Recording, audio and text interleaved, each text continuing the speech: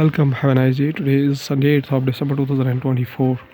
Internationally, Bodhi Day, a day to honor the historical Buddha Siddhartha Gautama and his enlightenment. The day is usually celebrated on the 8th day of the 12th month of the lunisolar calendar. Now, from the world news, including Prince William meets United States President-elect Donald Trump at a Notre Dame's reopening. Rebels take out control of Syria's third-largest city, Homs, in blow to President Assad's regime. Restored Notre Dame Cathedral reopens after 5 years.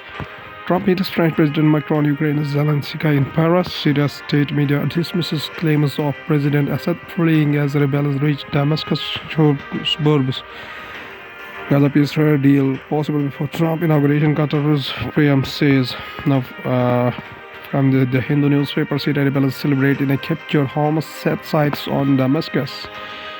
People celebrated and ride motorcycles in the Syrian southern city of the Dara on December 7, 2024, after the collapse of the government forces. Syria's army said it was deploying into southern provinces on December 7.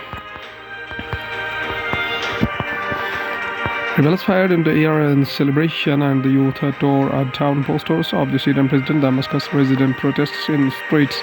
Syrian rebels announced they gained full control over the key city of the Homs early on Sunday, December 8, 2024, after only a day of fighting, leaving President Bashar al-Assad, the 24-year-old, tangling by a thread as insurgents marched on the capital, Damascus. Mobile internet ban in 9 Manipur districts extended till December 9. The Manipur government extended the ban on the mobile data services in the 9 districts till December 9, an order issued by the Home Department on Sunday, December 7, 2024. Exemption would be granted to cases allowed by the state government. The order said the Manipur government extended the ban on the mobile data services in the 9 rescue districts till December 9. An order issued by the Home Department on Saturday, December 7, 2024, stated the decision was taken after reviewing the prevailing law and order situation in Impal West, Impal East, Kaching, Bishanpur, Thambal, Charanjpur, Kankopi, Pyarzwal, and Jirambam districts, and discordly the internet services, the order said. Now, from the Hindustan newspaper states that farmer to rescue march to Delhi tomorrow, security beefed at Shambhu border. Chief Justice of India led bench to hear a challenge to places of worship act on Tuesday. The special bench will be headed by Chief Justice of India Sanjay Khanna and will comprise 2 other judges, Justices B.V. Sanjay Kumar and K.V. Vishwanathan. Supreme Court has constituted a special bench to hear a batch of a petition challenging the Places of Worship Special Power Act 1991, aimed at concerns raising over multiple suits being filed across the country by Hindu parties seeking the survey of the ancient mosques to verify the presence of the ancient temples, ruins lying underneath. In the business point of view, consumer confidence decline is marginally. Household expect inflation to rise. The current situation index CSI moderated by 0.7 point to 94 in November month 2024 from 94.7 in September month of 2024. Household displayed somewhere by a higher optimism on 1 year ahead outlook for major economic parameter except princes.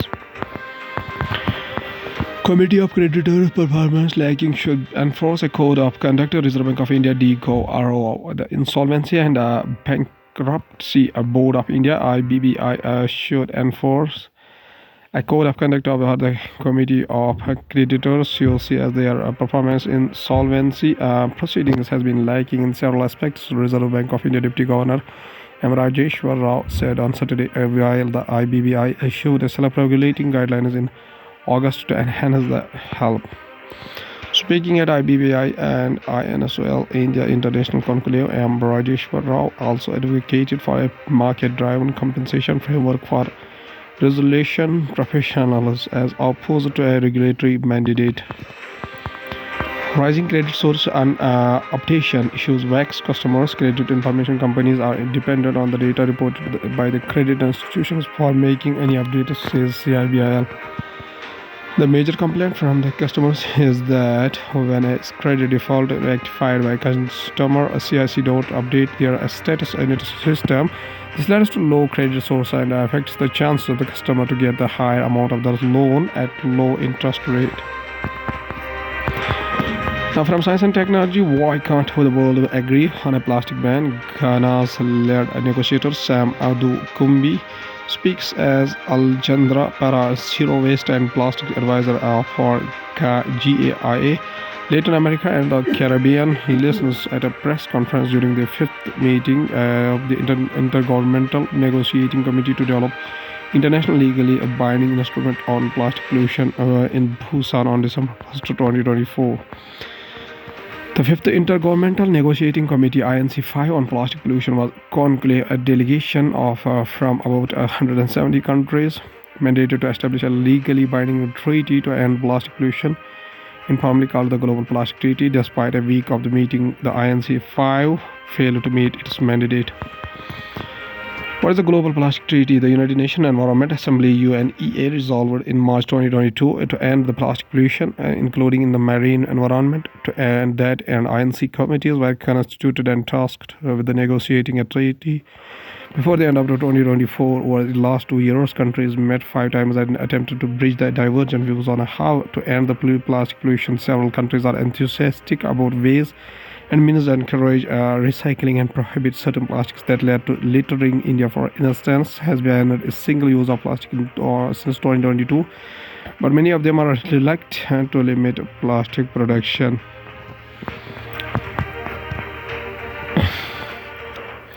Several countries are either petro-states of those that have significant industries that manufacture plastic polymers. For the last and what was expected to be the last round of negotiation began in the Busan, South Korea, and chair of the INC5, Luis Vyas Valdivieso, circulated a drafted text called a non-paper. This was roughly a synthesis of the views of all countries on managing plastic production, but in the end, it turned out that despite long negotiations, the chasm between the countries who viewed addressing plastic pollution as a waste management problem and those saw it as unachievable without cutting its production at source was one that was too wide to bridge. What is the raw tungsten mining near Madurai? Environmental activists raised slogans outside the district collector office on Monday against Vedanta's action win for mining tungsten from the areas of Madurai. The Ministry of Mines recently announced it had granted tungsten mining rights to Hindustan Zinc Limited, a subsidiary of Vedanta Limited, through an auction on November 7. One of the areas chosen was abandoned in Melur in Madurai district following a protest. The state government of Tamil Nadu said that it would soon pass a resolution to reject it. What does the ministry say about mining? The union government, through a statement on November 7, stated that the Ministry of Mines had successfully concluded the auction of 8 critical mineral blocks launched under Tranche 4 of the auction of critical and strategic mineral blocks. It attributed the success of the auction to the Mines and Minerals Development and Regulation Act 1957, which leveraged the union government's authority to grant mineral concession for a key mineral listed in Part D of the first schedule. Following the issuance of the notice inviting tender and IT on June 24 for 21 mineral blocks, 10 mineral blocks advanced to the second round of the auction. They contained deposits of strategic minerals such as phosphorite, graphite, and vanadium, essential for a high-tech and a green energy application. New insights into how long COVID affects the brain. Spike protein, when injected into the skulls of mice, caused the brain inflammation. Long COVID is a condition marked by multiple persistent symptoms that sometimes over even after the mild infections. Among these, memory loss, brain fog, and sleep disturbances indicate the brain involvement. MRI scans done before and after COVID-19 show shrinkage and certain brain regions pointing to tissue loss. This is a crucial question: how does a respiratory virus go on to affect the brain? And what drives the brain inflammation in these populations? 2 recent papers provide insights into how the virus might indirectly affect the brain. A study published in Cell Host and Microbe concludes that the continued presence of virus spike proteins could be triggering inflammation and neurodegenerative changes in the brain. The spike also activates inflammatory pathways. When researchers injected the spike protein into the skulls of the mice, they observed brain inflammation along with the behavioral changes.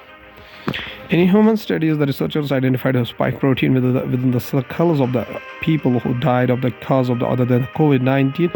This indicates that spike protein stays in the body long after initial infection, which may have occurred several months earlier. Long COVID patients with the persistent spike protein also had elevated levels of the biomarkers such as tau protein in their cerebrospinal fluid. These biomarkers are released when brain cells are damaged. At last, there's a famous quotation by a famous personality, Bhimrao Ramji Ambedkar, birth anniversary 14 April 1891 up to 6 December 1956, was an Indian economist, jurist, social reformer, and a political leader who chaired the committee that drafted the Constitution of India based on the debates of the Constituent Assembly of India and the first draft of the Sir Bengal and Narsingh Rao. Ambedkar served as Law and Justice Minister in the first cabinet of Jawaharlal Nehru. He later converted to Buddhism and inspired the Dalit Buddhist movement after the renouncing Hinduism. In 1990, the Bharat Ratna, India's highest civilian award, was posthumously conferred on Ambedkar. The solution Jai Bhim used to followers honors him. He is also referred to as the honorific Baba Sahib, meaning the respected father. Dr. B.R. Ambedkar says a very famous quotation. He says that cultivation of mind should be the ultimate aim of human existence. Okay, thank you.